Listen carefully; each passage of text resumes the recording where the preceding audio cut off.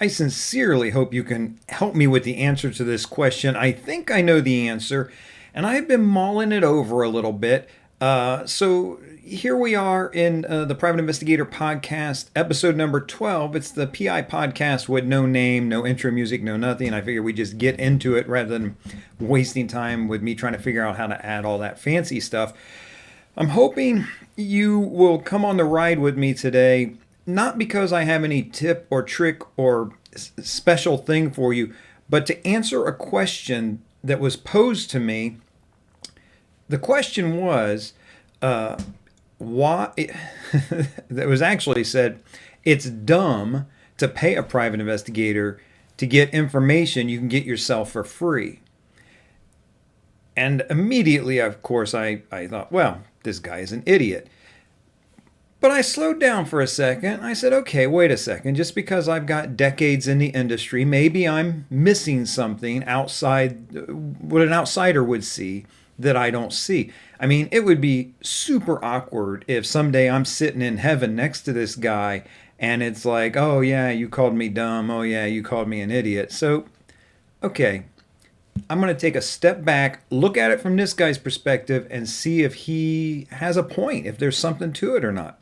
Hi, this is Larry Kaye with ShadowAnyone.com. I'm the creator of the Investigator's Ultimate Guide series and 4 books, 2 of them bestsellers. Okay, when he said it's dumb to pay a private investigator to get information that you can get yourself for free, the very first thing I thought of was same with your haircut, right? I mean, if you think about it, you can cut your own hair for free. Why in the world would you pay somebody to do that? I mean, yes, they have the right tools and they are got vast experience. They've got the training. They're licensed by the state. They have insurance. If something goes wrong, they'll be able to take care of you. But you're an idiot to pay them when you could cut your own hair. The next thing I thought about was, eating out at restaurants. Sure, you're not going to be, actually, you can eat for free. Why in the world would you pay? Why would you be such a sucker as to pay a restaurant for food when you can go down to the soup kitchen and get it for free, right? I mean, you could do it yourself at home and save some money. Either way, I just suspect that this guy does not cut his own hair, and I suspect that he does eat out. Maybe I'm making a leap there, thinking about most people I know. And I want to sincerely add, cut your own hair. I don't care. Cut your own hair. I suspect, though, if this guy is cutting his own hair, he's not doing it for the reasons that I would say are more okay. So, for example, if he's saying to himself, look, a haircut costs me $12.95 or $15, I got to tip the hair cutter, cosmetologist, haircutter, barber. I gotta tip the barber, at least $5. A haircut's $20. I'll cut my own hair and I will give that $20 to charity. Okay, I'm behind that. Or times are tough, things are rough. I just don't have the money to spend on a haircut right now. I got to do it myself. Okay, I'll give you that. That's not a problem. I will even give you, and I have things in my life like this. I don't care. If the guy says, I don't care what my hair looks like, I've not got so much ego that I'm tied up in what I look like. I cut my own hair and I don't care. I'll save the $20, put it towards retirement. I'm cool with all of that. If he cuts his own hair because, those, I don't want to use a bad word, those cheats at the haircut places, it's just a hustle. They're just trying to take money from you when you could do it yourself. I'm not giving them the satisfaction. Okay, that's a problem. Open your mind a little bit. Look, I want my hair cut by somebody else. I just like I want my furniture built by somebody else. I like to eat out, and I have no problem with spreading around the wealth. I ain't rich, I ain't wealthy, but I got a little bit of extra. So why not spread the wealth around? It's win-win. And I get to tip the person and they live off those tips. And who knows what kind of rough day they're having or rough week or surprise expense in their life. Okay, enough with the analogy.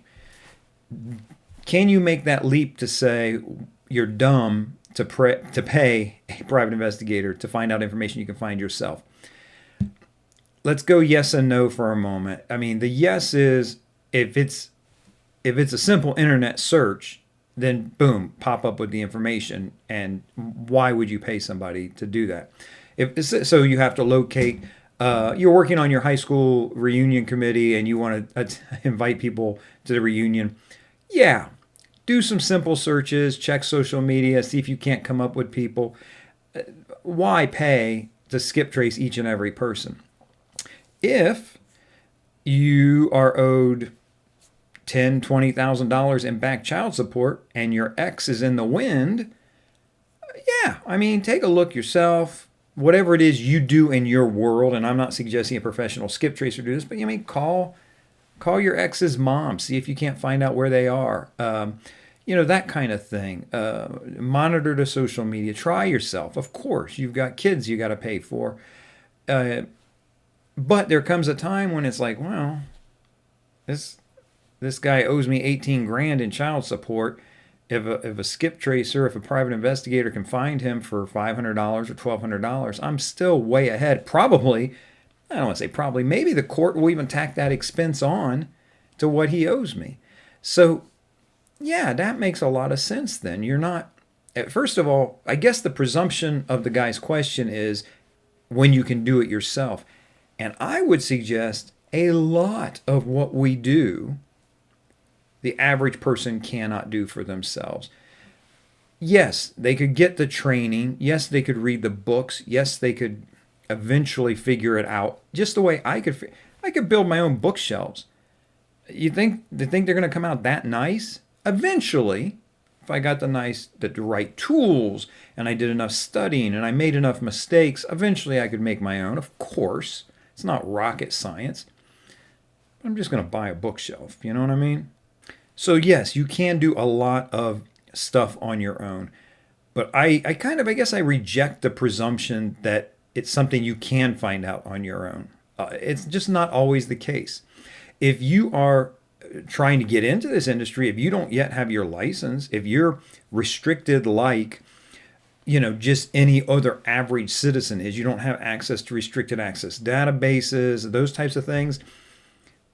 The fact that you're watching this or listening to this and this far into it, yeah, you're going to be able to do a lot more than the average person because clearly you have a passion for it, you have an interest in it, you've taken some time to study and learn, and maybe you've bought some books, maybe if nothing else, you got that sweat equity into it where you have scrounged enough bits and pieces online that you go, okay, this is very interesting.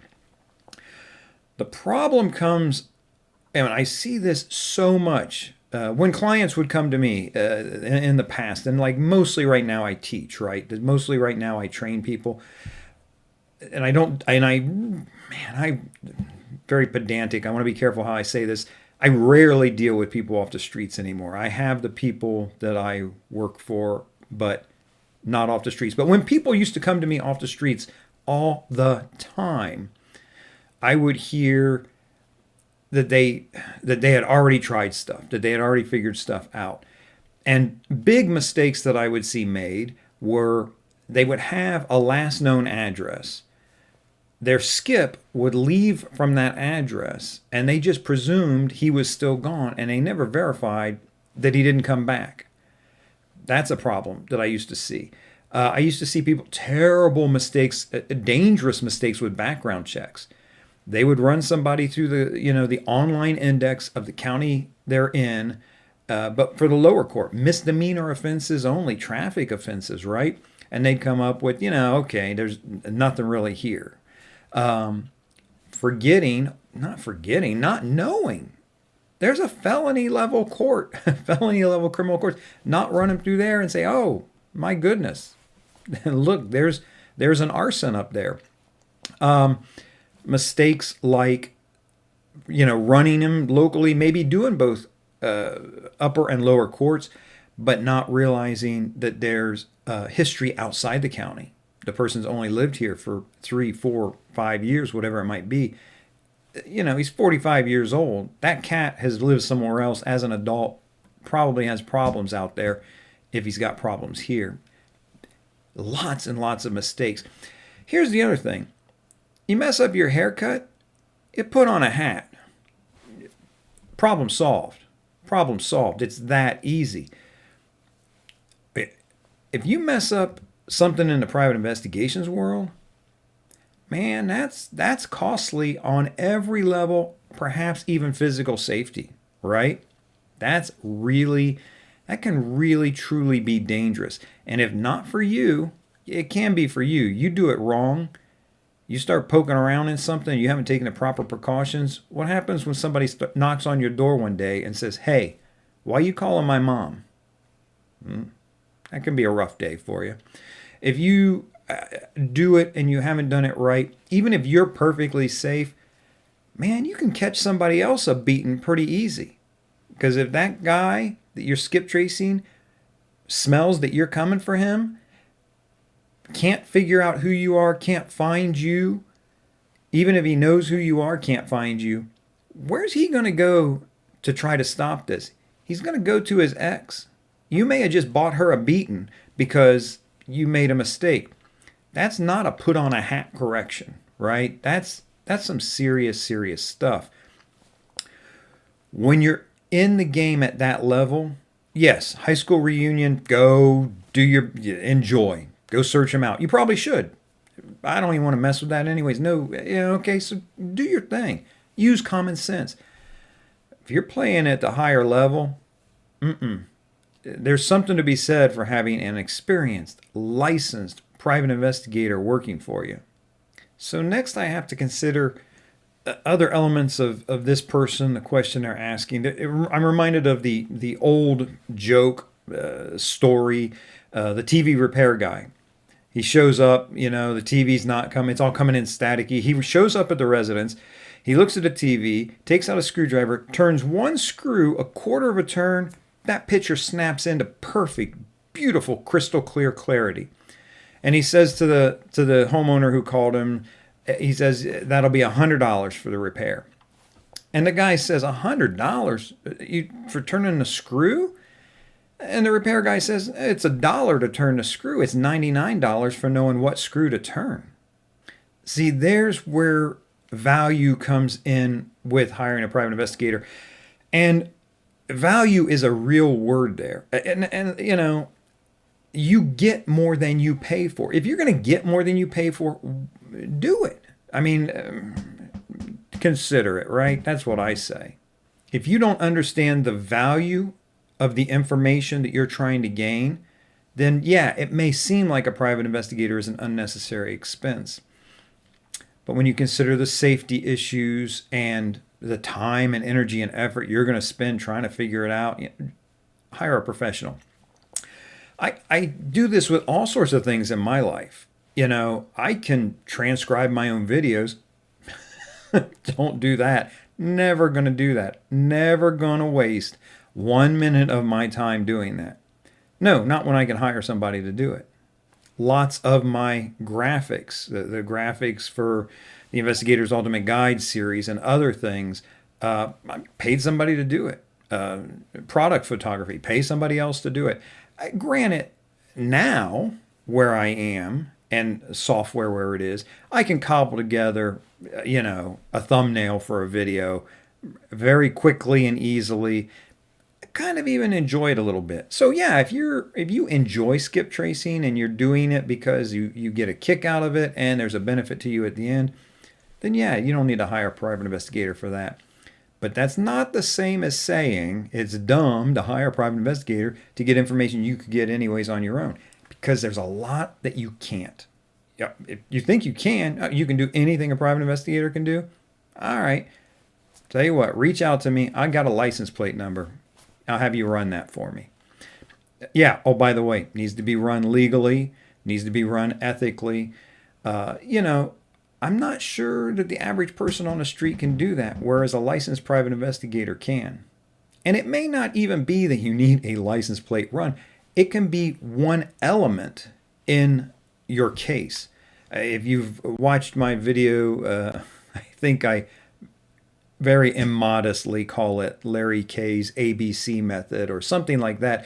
But it's a case where if you keyword search looking for like a runaway teen, I did a video on that. And I take you through an ABC type case where you have a piece of information and you turn it into a next piece and that unlocks another piece. License plates are a lot like that. You know, you have to go out and serve process on somebody. Before you walk up to the door, you've written down the license plates of the cars in the driveway or parked out front.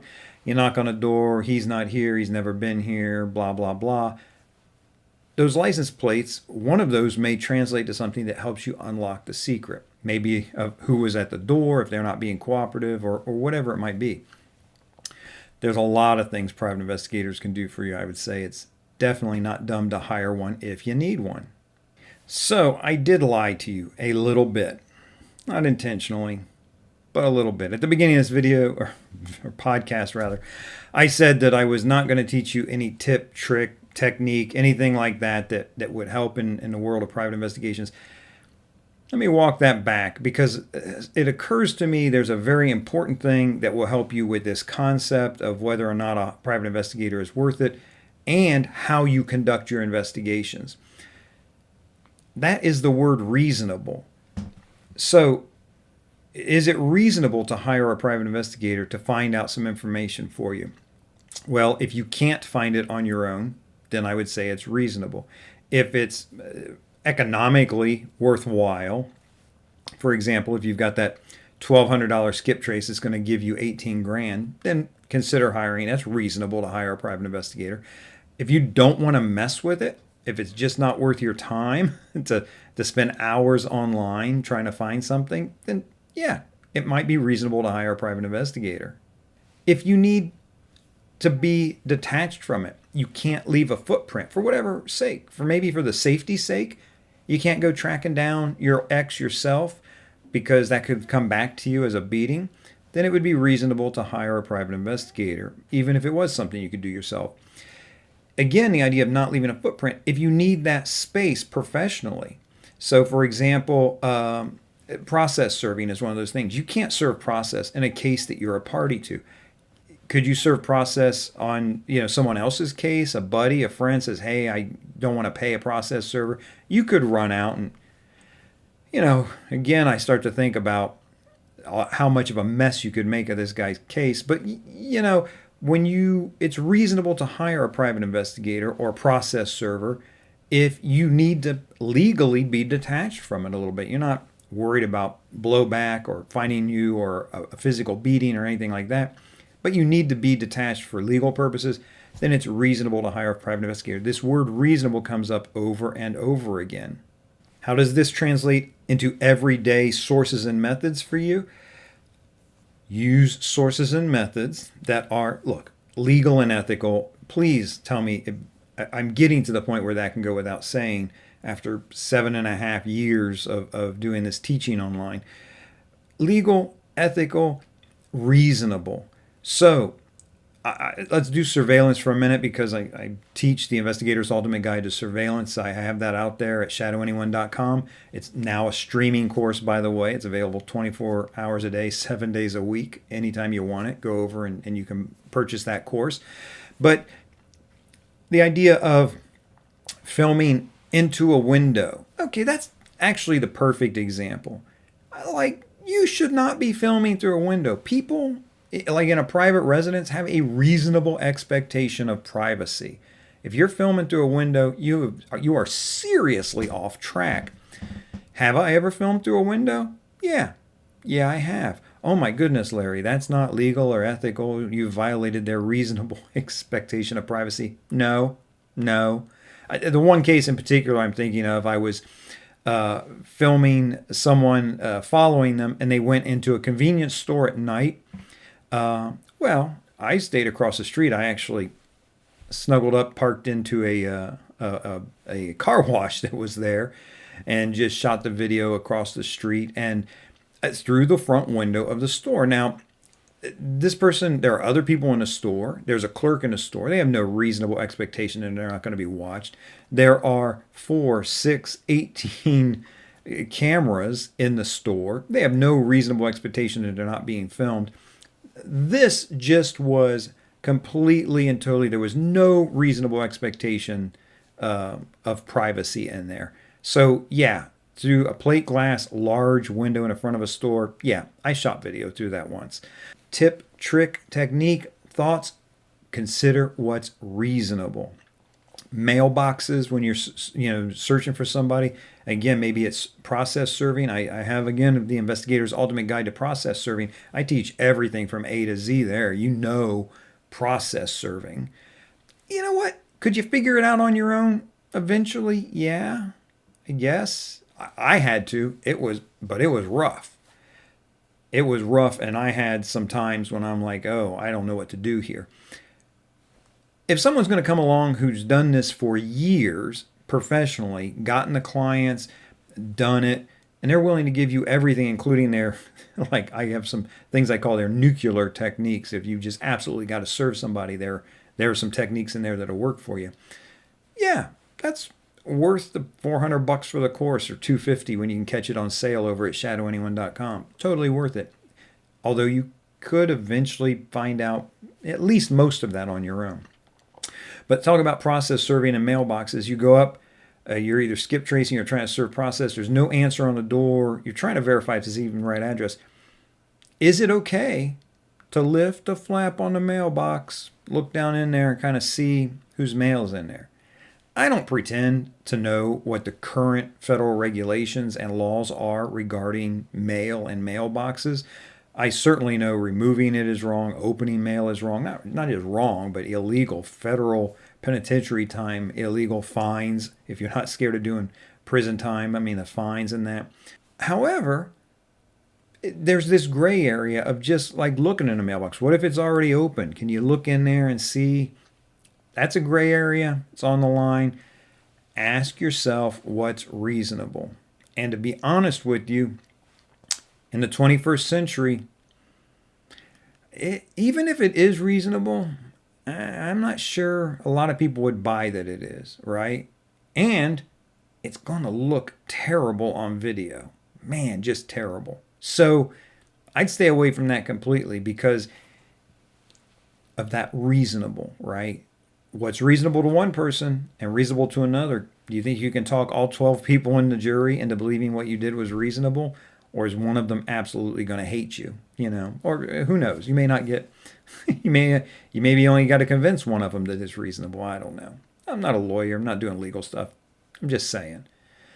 So, is it dumb to hire a private investigator to find out information you can find out on your own? If I say it's not dumb most of the time, lots of the time.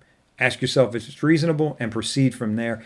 Am I wrong about this? Let me know. I sincerely have obviously thought about this quite a bit, but if I'm missing something, please let me know. I really, really would like to know. In the meantime, I would like to remind you, as I always do, whatever you're doing in the investigation world, process serving, surveillance, even my brothers and sisters in security, and just in life in general, remember to do the right thing, even if it's the hard thing.